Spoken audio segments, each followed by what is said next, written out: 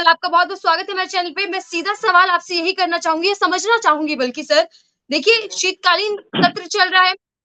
5 दिन के भीतर, मात्र 5 दिनों में विपक्षी 141 सांसदों को आउट कर दिया गया, सस्पेंड कर दिया गया। इस एक्शन को लेकर आप क्या कुछ कहना चाहेंगे?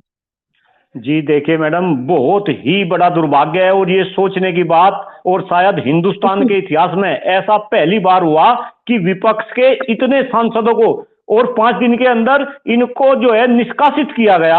अगर आप घटनाक्रम वाइज देखें, 13 तारीख को संसद के अंदर घटना घटती है सिक्योरिटी को लेकर, वहां पे जो है उपद्रव मचाया जाता है कुछ उपद्रवियों द्वारा, और उसके बाद 14 तारीख को 14 सांसदों को निष्कासित किया गया। फिर 18 तारीख को 78 सांसदों को निष्कासित किया गया और आज 49 सांसद, यानी कि 141 सांसद अब तक निष्कासित किए जा चुके। और अगर हम इनकी डिमांड देखें कि भाई ये सांसद क्या डिमांड कर रहे, अरे भाई इनकी तो एक ही डिमांड है कि इतनी बड़ी सुरक्षा में चूक।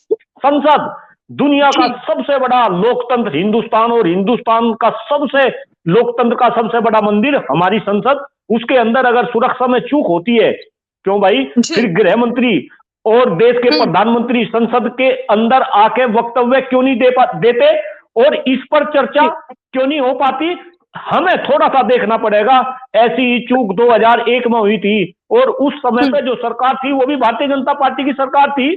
आदरणीय स्वर्गीय अटल बिहारी वाजपेयी जी देश के प्रधानमंत्री थे, और देश के गृह मंत्री आदरणीय लाल कृष्ण आडवाणी जी थे, और उस टाइम पर भी विपक्ष ने ऐसी ही डिमांड की थी। और कहीं ना कहीं आदरणीय लाल कृष्ण आडवाणी संसद के अंदर आए थे, उन्होंने अपना वक्तव्य भी दिया था, और फिर संसद के अंदर उस चूक पर बहस हुई थी, उस बहस के कुछ परिणाम निकले थे। तो कहीं ना कहीं ऐसी ही सिचुएशन आज आप सोच कर देखो, अगर संसद में चूक हुई, वो तो शुक्र है कि जो चूक करने वाले थे उनका टारगेट कोई दूसरा था, उस टारगेट पे भी हमें बात करनी पड़ेगी। उनका टारगेट दूसरा था। अगर उनकी जगह ये आतंकवादी होते और ये आतंकवादी घटना होती, तो आज कितना भारी भरकम नुकसान इस देश को उठाना पड़ सकता था। तो इस पर भी हमें कहीं ना कहीं चिंतन करना पड़ेगा, हमें सोचना पड़ेगा। जी सर, मैं उस मुद्दे पर आऊंगी, लेकिन क्या मलिक जी आप ये कहना चाह रहे हैं कि सरकार जवाब ना देने से बच रही है और इसीलिए इस तरीके का एक्शन लिया जा रहा है?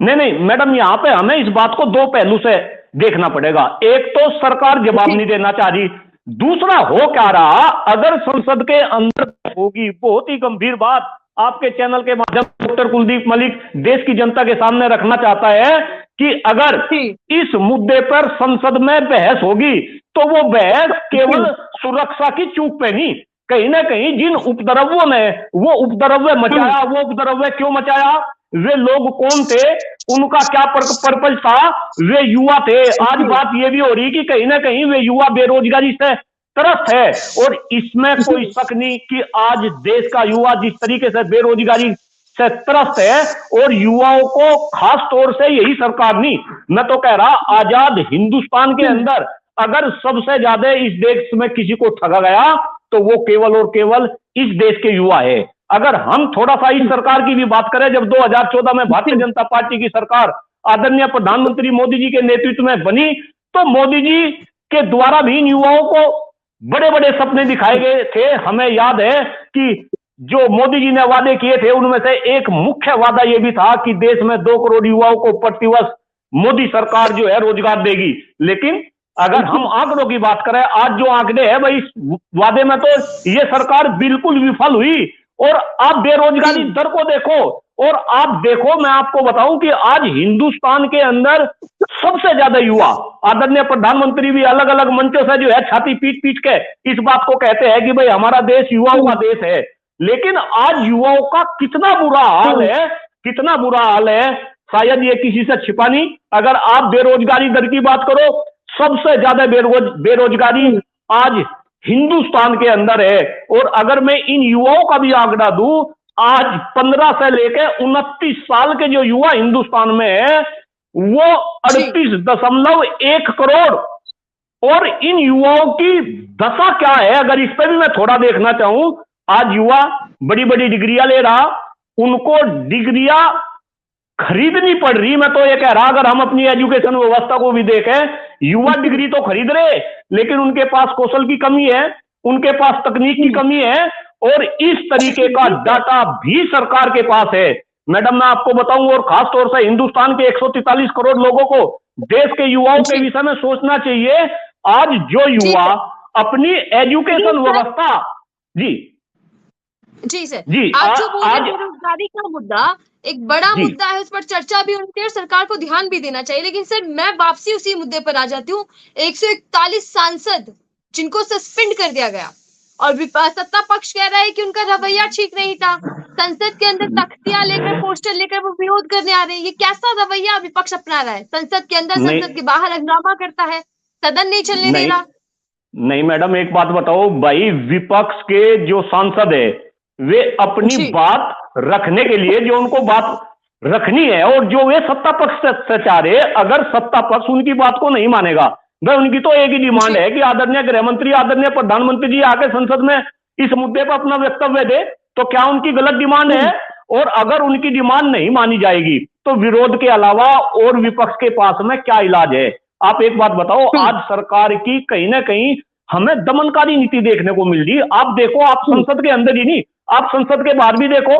मैं तो कह रहा, संसद के बाहर भी जो लोग आवाज उठा रहे, भले ही वो आंदोलनकारी क्यों ना हो, ये तो आंदोलनकारी की भी आवाज दबा रहे। अभी देखो क्या हाल हुआ था जब हमारी महिला पहलवान, देश की आन बान शान, एक सांसद के खिलाफ ब्रजभूषण शरण सिंह, नाम याद होगा सभी को, ब्रजभूषण शरण सिंह, जिनके ऊपर जो है यौन शोषण के आरोप लगाए गए थे, उनके खिलाफ जब वो बेटियां बैठी गई थी तो उनकी किस तरीके से आवाज दबाई गई। एक तरफ आदरणीय मोदी जी नई संसद का उद्घाटन कर रहे थे, दूसरी तरफ उन बेटियों के ऊपर जो है लाठियां बरसाई जा रही थी। ऐसा सीन भी इस देश में देखा। तो कहीं ना कहीं हर जगह सरकार की केवल और केवल एक ही नीति है कि जो भी लोग आवाज उठाए, भले ही वो संसद के अंदर हो और भले ही वो संसद के बाहर हो, उनकी आवाज को किस तरीके से जो है बंद किया जाए। और ये आप ये भी देखिए कि स्टार्टिंग में इन्होंने कैसे कैसे लोगों को निष्कासित करा। अगर मैं उनका नाम भी देखूं, उनके नाम पे भी आप गौर करेंगे तो आपको ऐसा लगेगा कि जो सांसद संसद के अंदर दबंग तरीके से अपनी आवाज उठाते थे, इन्होंने जो है इनको ही टारगेट किया। तो कहीं ना कहीं आज हिंदुस्तान की जनता को ये सब कुछ समझना पड़ेगा। और मैं फिर आपको उसी मुद्दे पे लेकर जा रहा, ये भले ही संसद की चूक का मामला हो, लेकिन अगर संसद के अंदर आदरणीय गृह मंत्री, आदरणीय प्रधानमंत्री जी वक्तव्य देंगे तो वहां पे कहीं ना कहीं युवाओं की बात होगी, बेरोजगारी की बात होगी। इन सब बातों से बचने के लिए कहीं ना कहीं विपक्षी लोगों का दमन किया जा रहा, उनकी आवाज को दबाया जा रहा, मेरा ऐसा व्यक्तिगत मानना है। आप ये कह रहे हैं मलिक जी, आप ये कहना चाह रहे हैं कि सांसदों को संसद से बाहर कर लोकतंत्र को दबाया जा रहा है, उसकी आवाज को कुचला जा रहा है और विपक्ष को खामोश किया जा रहा है, आप ये कहना चाहते हैं? नहीं नहीं, बिल्कुल भाई, इसमें तो, और मैं तो ये कह रहा कि ये सांसदों की आवाज नहीं दबाई जा रही। एक बात बताओ, सांसद तो हमारे आपके प्रतिनिधि है, हमने और आपने वोट दिया है। अगर वहां पे एक सांसद है तो वो अकेला एक सांसद नहीं, वो कहीं ना कहीं करोड़ों लोगों की आवाज बनकर संसद में वो आवाज उठाना चाह रहा। तो ये संसदों की आवाज नहीं दबाई जा रही। मैं तो कह रहा, इस देश की जो आवाम है, इस देश की जो जनता है, इस देश के जो युवा है, उनकी आवाज को दबाने का काम सरकार कर रही। और देखिए, मुझे यहाँ पे एक पंक्ति याद आती है अटल बिहारी वाजपेयी जी की कि सरकारें आएंगी जाएंगी, पार्टियां बनेंगी बिगड़ेंगी, लेकिन ये देश सर्वोपरि होना चाहिए। हंगामा हो रहा है सस्पेंड करने को लेकर और ना करने को लेकर। मलिक जी, बेशक हम कह सकते हैं कि संसद के अंदर पीएम मोदी का बयान ना आया हो, गृह मंत्री का बयान ना आया हो, लेकिन टीवी पर बैठकर तो बयान दे रहे हैं। पीएम मोदी कह रहे हैं कि चिंताजनक मामला है, पूरा मुद्दा चिंताजनक है, इस पर राजनीति ना की जाए। साथ ही उनका आज ही का बयान मैं आपको बता देती हूँ। पीएम मोदी कह रहे हैं कि विपक्ष ने विपक्ष में रहने का मन बना लिया, यानी कि वो विपक्षी की भूमिका में ही रहेंगे। और साथ ही कुछ दल ऐसे हैं, कुछ पार्टियां ऐसी हैं जो संसद चूक का समर्थन कर रही हैं।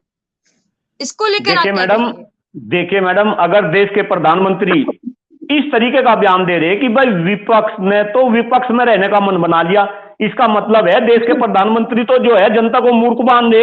भाई आने वाले टाइम में, अब 3 महीने बाद देश में चुनाव है, यानी कि वे पहले ही डिक्लेयर कर रहे कि सत्ता में हम आएंगे और विपक्ष में यही लोग रहेंगे।